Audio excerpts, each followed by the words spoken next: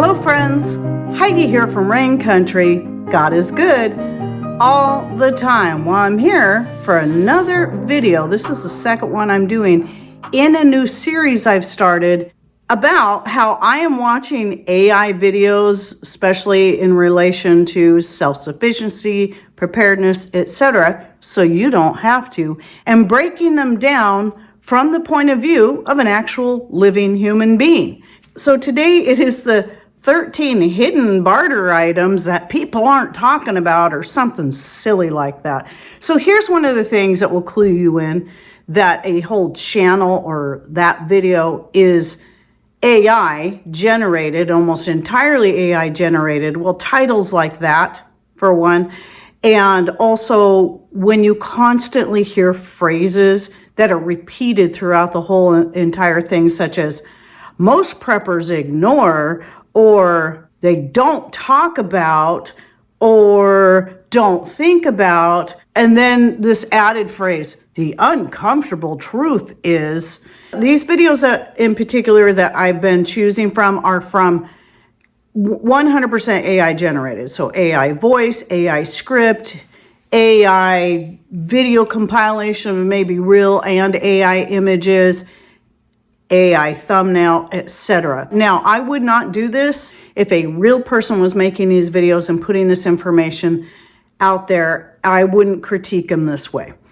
But I figure this is a way to kind of counteract what's happening and the total takeover of AI, of YouTube and such. Now, I will say there's a lot of ideas in here I would agree with. Some I think are a little bit silly.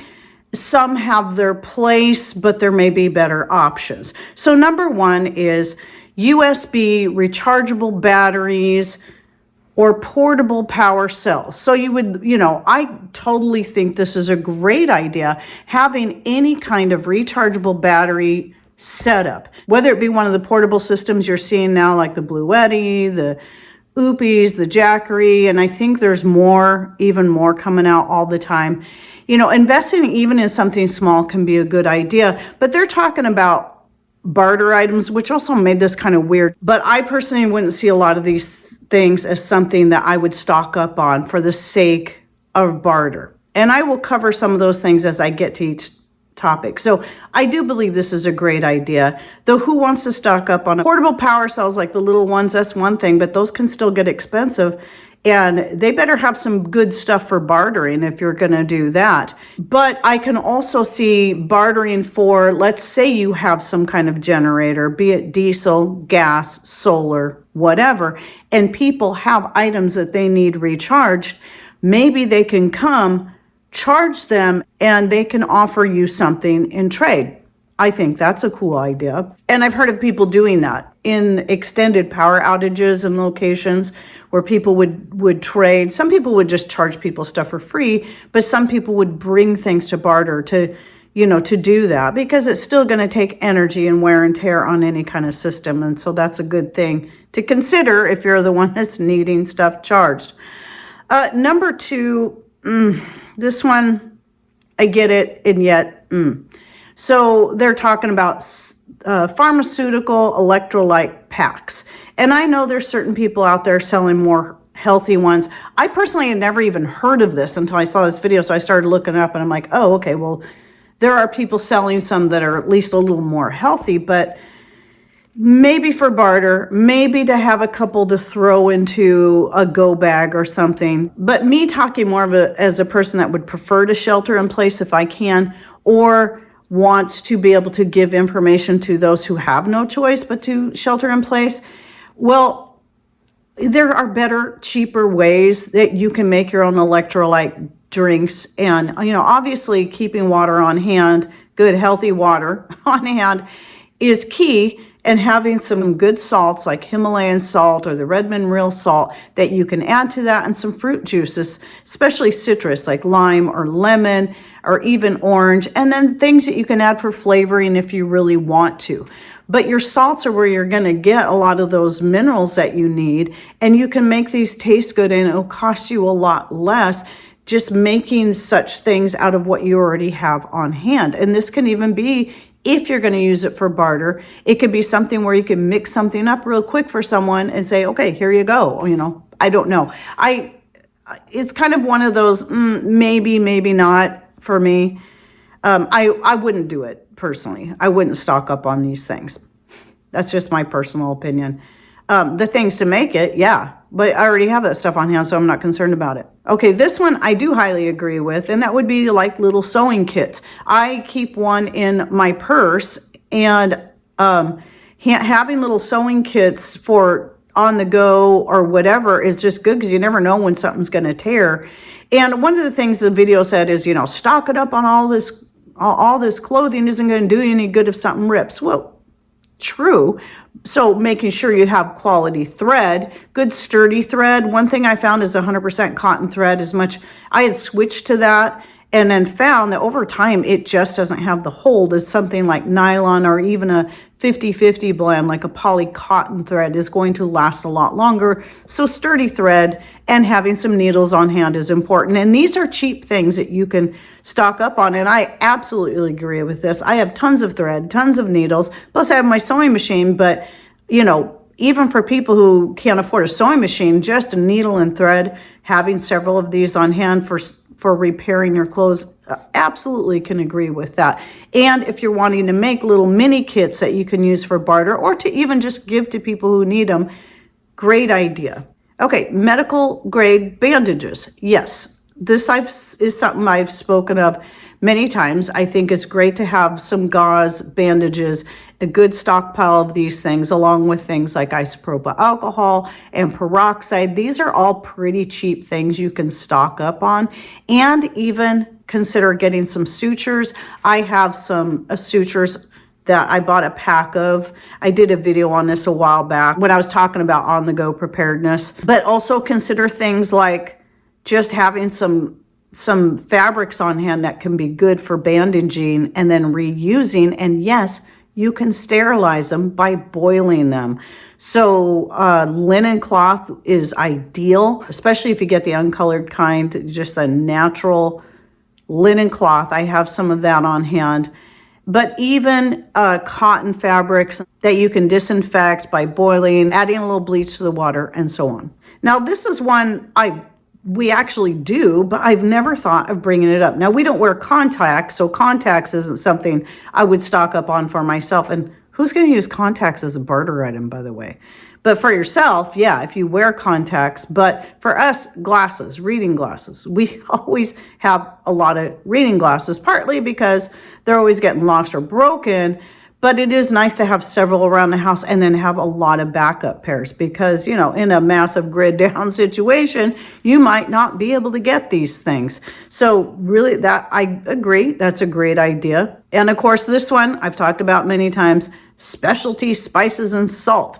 And this can, yes, be good barter items and good items just to stock up on for yourself. So for me, a lot of the specialty spices, you know, I will purchase and stock up on what I can't grow and grow what I can, such as thyme, oregano, sage, the list goes on. There's a lot that I do grow, but I also buy and stock up on a lot of this stuff. So those things are great for keeping your food from being bland and helping to stave off food fatigue, as well as adding more nutrients to whatever meals you're making. So having a good supply of different types of spices and herbs to change the flavors of your food. You can keep changing up the flavor, and that way it's going to help make your food more interesting. And yes, you can package these in smaller, you know, especially for the stuff you're growing.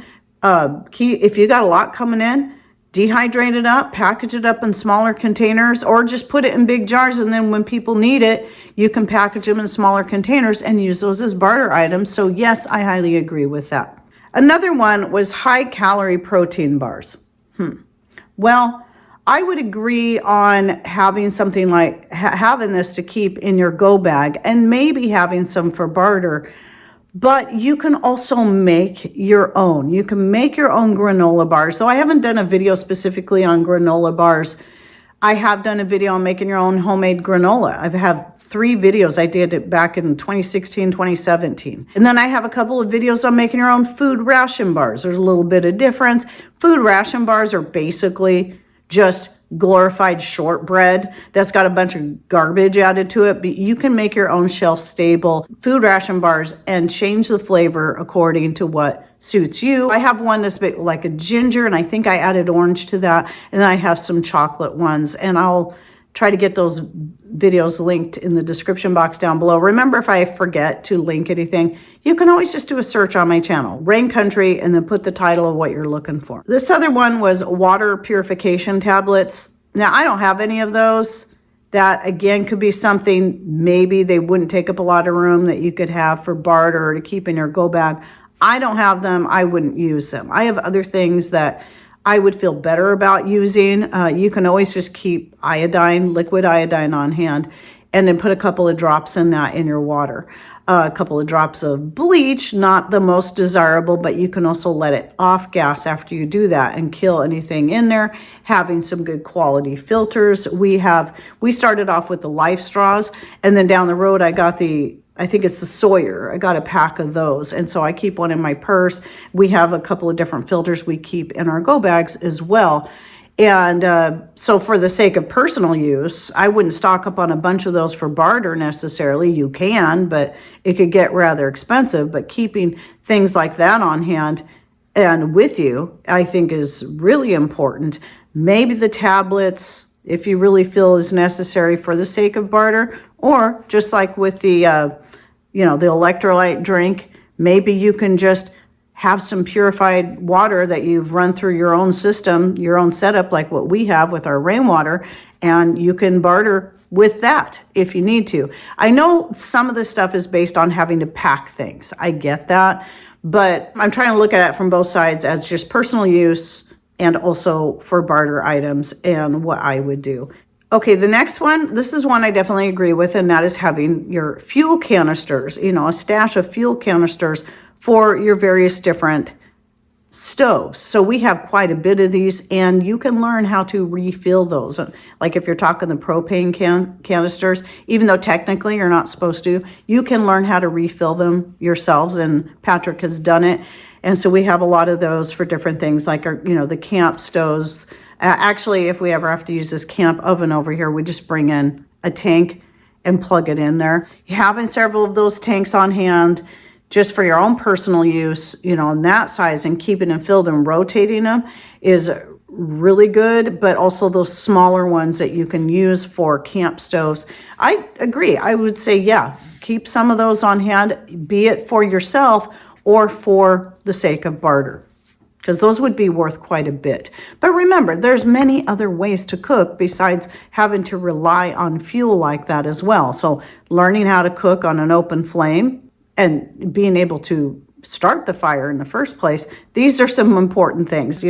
Matches, lighters, or other ways to know how to start a fire is also very important. But things that you can, again, looking at from the barter point, having some just cheap lighters. You can buy a pack of cheap lighters for, I don't know, just a few dollars. Keep those on hand for the sake of barter. That's a great idea. Or to keep in your bags. But don't forget there's other types of lighters like ferro rods and stuff that can be used over and over and over again. You don't have to worry about the fuel and them running out. So that may be a better idea. Okay, here's another one I haven't thought to mention, but it covers our bases, is something that we stock up on, and that is having some good quality heavy duty tarps. And that can be canvas or your poly tarps. The ones that, get weathered really bad and tear apart eventually.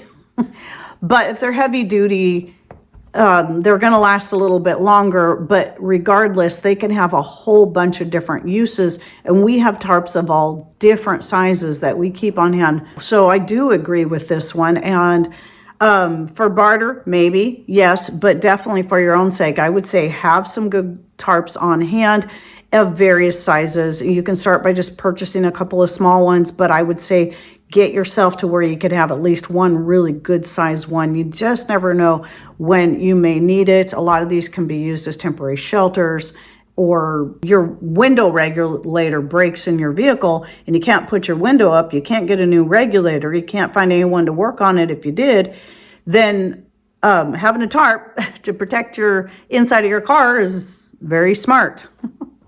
We just had this happen, by the way, but so we got to replace a window regulator again. So that's why that came to mind.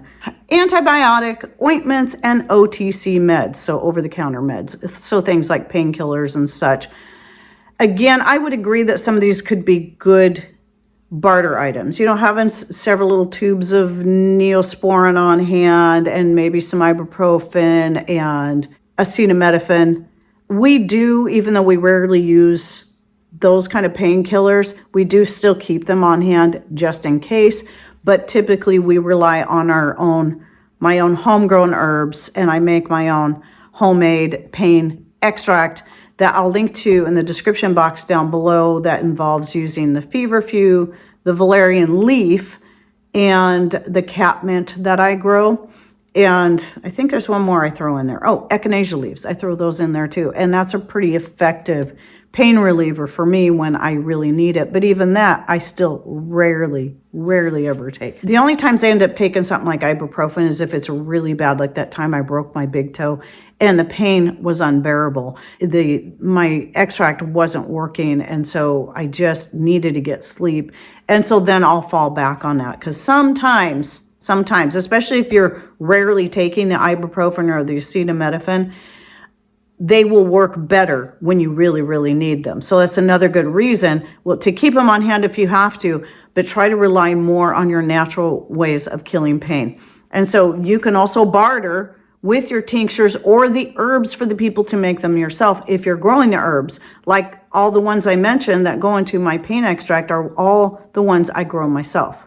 And then the last one is another one that I can highly agree with, whether or not you want to stock up on a bunch of them for barter, I don't know, but multi-use hand tools. So we're talking things like the Leatherman. Patrick and I have a few of them. It doesn't necessarily have to be that brand. It is my personal favorite brand and his as well.